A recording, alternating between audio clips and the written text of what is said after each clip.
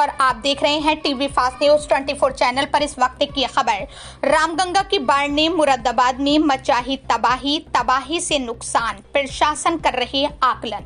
उत्तर प्रदेश के मुरादाबाद में रामगंगा नदी उफान पर है और इस उफान ने किसानों की मेहनत पर पानी फेर दिया है। 28 गांव बुरी तरह बाढ़ की चपेट में हैं। कहीं खड़ी फसल बह गई, कहीं उपजाऊ जमीन नदी में समा गई। किसानों के सामने अब रोजी रोटी का संकट है और मवेशियों के लिए चारे की भारी कमी हो गई है। रामगंगा नदी का जलस्तर बढ़ने से मुरादाबाद के 28 गांव बुरी तरह प्रभावित हुए हैं। सबसे ज्यादा हालात मुंडा पांडे ब्लॉक में बिगड़े, जहां कई गांव पूरी तरह डूब गए। छजलैट के 3 गांव, मुरादाबाद सदर के 2, डिलारी के 4 और बिलारी के 2 गांव भी बाढ़ की मार झेल रहे हैं। किसानों की करोड़ों की फसल बर्बाद हो चुकी है। धान, मक्का और गन्ने की खड़ी फसलें नदी के तेज बहाव में समा गईं। कई किसानों की जमीन का बड़ा हिस्सा कटकर नदी में मिल गया। अब उनके पास न खेत बचा और न फसल। चारे की कमी से मवेशियों के लिए भी बड़ा संकट खड़ा हो गया है। गाँव के लोग अब अपने पशुओं को बचाने के लिए दर दर भटक रहे हैं।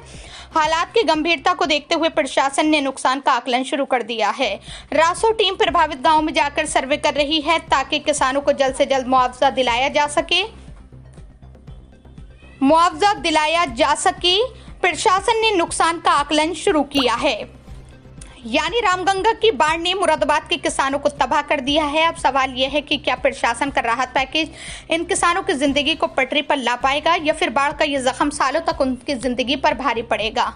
सर, मुरादाबाद जिले में कई ग्रामीण क्षेत्रों में बाढ़ की स्थिति थी, अब जिले की क्या स्थिति है और जिन किसानों की फसल बर्बाद हुई है उसके क्या कुछ कृषि विभाग की ओर से किया जा रहा है? मुरादाबाद जनपद में अभी रामगंगा में तेज से बाढ़ आई थी 10 दिन पहले, तो उससे काफ़ी धान की फसल है और जो नदी किनारे फसलें हैं उनमें काफ़ी मात्रा में नुकसान हुआ है। तो उसका जो सर्वे है अभी चल रहा है।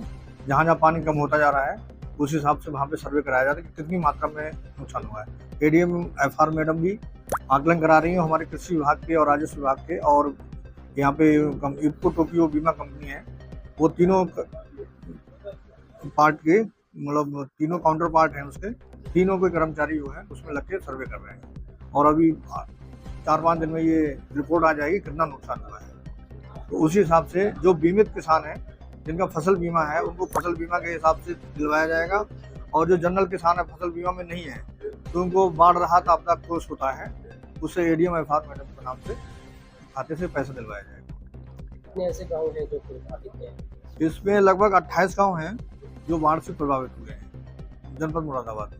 उसमें छजलेट के 3 गांव हैं और कुछ मुरादाबाद के 2 गांव हैं, डिलारी के 4 गांव हैं, बिलारी का 2 गांव हैं और बाकी गांव मुंडा पांडे के हैं। मुंडा पांडे में सबसे ज़्यादा प्रभावित है। नुकसान का आकलन किस तरह से किया जाएगा? नुकसान का आकलन अब सब खेत में पहुंच रहे हैं। जैसे धान है, अगर पूरा सूख गया है तो 100% नुकसान है उसका। अगर उसकी रिकवरी हो सकती है जिस हिसाब से, तो देख के पता चल जाता है फिजिकल रूप में कि कितना नुकसान है, उसी हिसाब से का आकलन करके रिपोर्ट तैयार की जाती है। क्या नाम आपका? नरेंद्र प्रताप चौहान, मुंडा पांडे। नरेंद्र जी, अगर बात करें बाढ़ की स्थिति हुई तो किसानों को कितना नुकसान हुआ? हर किसान का नुकसान है। हमारे मुंडा पांडे में 40-50 गाँव में बाढ़ आ जाती है। जो नदी के किनारे के गाँव हैं उनमें हर किसान की नदी ने जमीनें काट दी हैं। फसल तो गई 4 से सब खत्म हो गया, लेकिन किसानों की जमीनें कट गई, बिल्कुल नदी बन गई है। नदी के किनारे के दोनों तरफ के जो गांव हैं, कोई मुआवजा 1 रुपया किसी को नहीं मिला, ना कोई बाढ़ पीड़ित में देखने आया। एक पुलिया है वो टूट गई है जिसमें 3-4 हजार आदमियों का आना जाना बंद होने वाला है। बिल्कुल रनिया ठेर गदी खेड़ा की पुलिया गाँव से बाहर 4-5 गाँव हैं, उसमें निकलने के लिए 3-4 वर्ष है और 2-3 किसानों के घर बह गई। फसल को साहब जो मुआवजा, जो फसल नष्ट हुई है उसका मुआवजा मिलना चाहिए किसान को, और जो जमीन कट गई है यानी जमीन के बराबर में जो जिसमें फसल थी, गन्ना था, पेड़ थे और वो सब बह गई, सब नदी बन गई।